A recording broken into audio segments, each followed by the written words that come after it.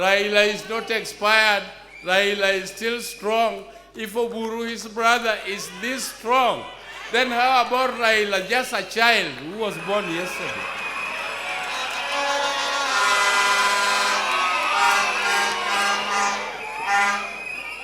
So when you talk of contestations for the leadership of this country, others, people who are with us in leadership, particularly in our own coalition, you should not pressurize Raila to tell you that you are the one who is going to take over. No. Just talk to people. Come even here. If you force Raila to tell our people that they should elect you or they should nominate you to be their presidential candidate, without talking to them, without convincing them, they will not vote for you. So just come out and compete. Let Raila also be in the ballot. Let us be democratic. Let us select one best leader who will give us the leadership of this country. Let us not talk about it too early. Let us give everybody a chance, including Raila. That it is completely out of order for leaders within our coalition to continually blackmail Raila Amolo Odinga and the ODM party.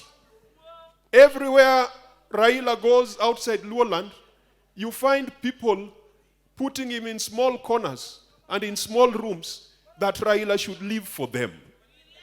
What we want our coalition partners to remember is that William Ruto is very beatable. In fact, if an election was held today, even with the IBC as dysfunctional as it is, Senator Sifuna, I am convinced if a snap election was called today, Raila Amolo Odinga will defeat William Ruto because Kenyans are tired.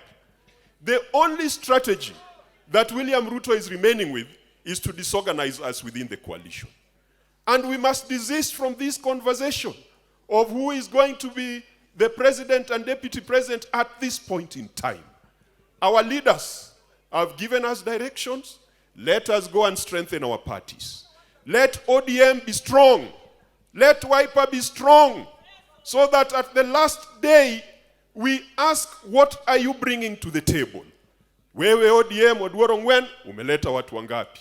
Wewe Wiper, Wambua, umeleta watu wangapi? Wewe Wajakoya, umeleta watu wangapi? Hapo kwa Wajakoya ndio naona shida kidogo, kwa sababu watu wa bangi wako wengi sana hii Kenya. Lakini isiwe tu watu wa bangi, iwe members wa chama. Let us strengthen our parties and let us desist from this conversation that Raila should live for other people. He still is our candidate and we shall be with him unless our principles make a different decision. Finally, on IEBC, I think that is the most urgent matter facing us as we go back to Parliament.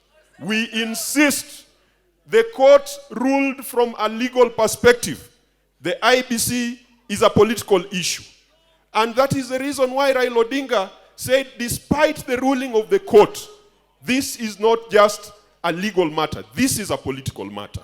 And the solution was provided by Kalonzo Musyoka and the team that was in NADOC. That is the most urgent thing, beside raising revenue that we want to send to counties. I want to urge my colleagues in the National Assembly that this time let us agree to send 450 billion to counties so that our counties can have 10 billion each, so that even if we are marginalized by William Ruto, our counties have got resources. That is the urgent thing that is facing us as leaders today. ODM is the ruling party here in Karachuonyo, in Homa Bay, in Siaya, in Kisumu, and in Migori. Just like it is in Nyamira and Kisii and everywhere else. And if you want to test your might against ODM, don't come through the back door. Wait and face us frontal when elections are called. Jadimo wacho nuburo kuodo wijachien ko luongi yero kaendi. We have seen what our governor Nyarwangaya is doing here. Wonderful job. Odiso is doing a wonderful job here. But would that work be if Ruto would release all the monies to the counties? So you are sure Odiso would have done much better if all the monies that he has marked for the counties are released on time to our counties. Which government, let me ask you as I conclude. We have seen governments in this country, and each one of them, even the ones which were most dictatorial, like Jomo Kenyatta's and Moi's, there is something you can count that they did.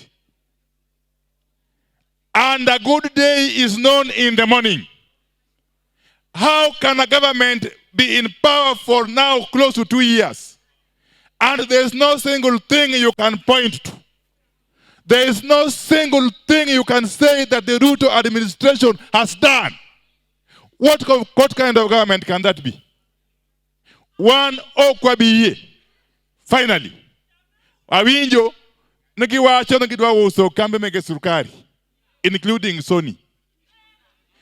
Be it privatization, be it leasing, be it commercialization, be it whatever, we are saying in one voice, one strong voice. Don't ever take our Sony to cartels. Don't take our Sony Sugar Company to cartels. We are saying in a strong voice, no, no. And any move to reform Sony Sugar Factory, to reform Zoya, to reform Miwani, and so on and so forth, must involve all stakeholders. And the key most stakeholders are the farmers.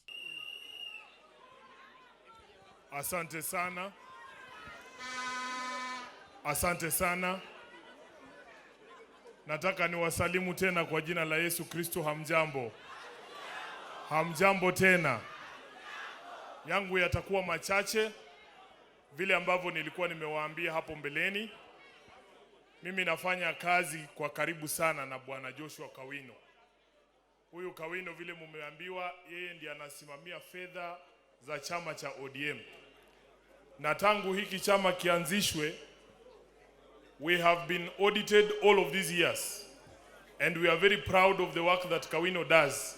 ODM has never ever received an adverse audit question by the Office of the Auditor General. Mupigie huyu mwanaume makofi. Number 2, many people don't know, lakini kwa ODM kuna wale watu wanaitwa fathers of the party. Wenye chama, wale ambao wanaaminika na kila mtu kwamba hawawezi kukigura ama kukipotosha chama cha ODM. Na huyu mzee Kawino ni mmoja wao. He is an elder not only in the party but even in church. And Mr. Kawino, many people don't know. When some people ask me, Sifuna, where do you get these things you say on TV? Where do you get them from? Many people don't know that I have advisors, very close advisors, who tell me that on this one, this is the position you should take. And Bwana Kawino is one of them. Mimi nataka leo niseme, mzee Mheshimiwa Oburu Odinga amenifanyia kazi yangu ikakuwa rahisi sana. Kwa sababu kuna mambo amesema hapa, mimi nikisema huwa wanasema Sifuna ni kijana mtundu, kijana mdogo hana heshima kwa wazee. Leo wamepata mtu mzee kuwashinda awaambie ukweli. Kwa sababu Sifuna akisema Ruto apunguze uongo, wanasema huyo kijana hana heshima. Oburu amesema nini? Amesema Ruto apunguze ushuru, apunguze gharama ya maisha na apunguze uongo, si ndio? Amesema hajasema? Sasa huyo ni mzee kunishinda na ni mzee kushinda Ruto na anasema the same thing. Sinamaanisha hiyo ndio ukweli. I want to take this opportunity to say 2 things. Honorable Wandai, we are going back to Parliament tomorrow. I want you in the National Assembly to remain steadfast kwa sababu kuna kazi lazima tufanye. Na sisi kama wajumbe wa ODM tunajulikana kuwa wajumbe wa msimamo. Kitu cha kwanza, tuliwaambia wakati wa mjadala wa IEBC kwamba referee hawezi chaguliwa na upande moja. Tuliwaambia, hatukuwaambia. Sasa hawakusikia wakati ule. Wakaenda na kiburi yao na kujipiga kifua ati ni wengi kwa bunge, wakakwama. Leo hii wakati ambapo walirudi baada ya wananchi kuwasukuma kwa barabara, wakasema tuketi pamoja, tukatuma Opiyo Wandaye huko, tukatuma Kalonzo Musyoka kule, wakatengeneza ripoti. Hiyo ripoti inasema huwezi katika mchezo wa kidemokrasia kuwa mchezaji na pia ukuwe referee pale. Wale waliona game ya jana usiku ya Cote d'Ivoire na Nigeria, ingekubalika kweli watu wa Cote d'Ivoire ndio wachague refa? Haingewezekana. So hata kwa hii IEBC tunataka kuambia Ruto, huwezi chagua refa peke yako. Na hii kitu ndio imebaki peke yake. Once we sort out the question of IEBC, mimi kama katibu wenu nimetembea na baba Kenya mzima. I have no doubt in my mind Ruto is going to be a one-term president. I can assure you. The people of Kenya are going to put a stop to this very terrible experiment they got themselves into in 2022. Na nawaambia na wahakikishia, kwa sababu kila Mkenya ameona kazi imeshinda hawa watu. Hata wao wenyewe wanakubali kazi imewashinda. Ukisikia kule Central Kenya wanasema sasa wanataka kubadilisha kikosi. Game haijafika minute 20, wanataka kupiga substitution mchezaji wao. Wanasema huu Gashagwa, wameelewa kwa nini baba anamuita Gashetha. Kwa sababu amekuwa mzigo kwao pia.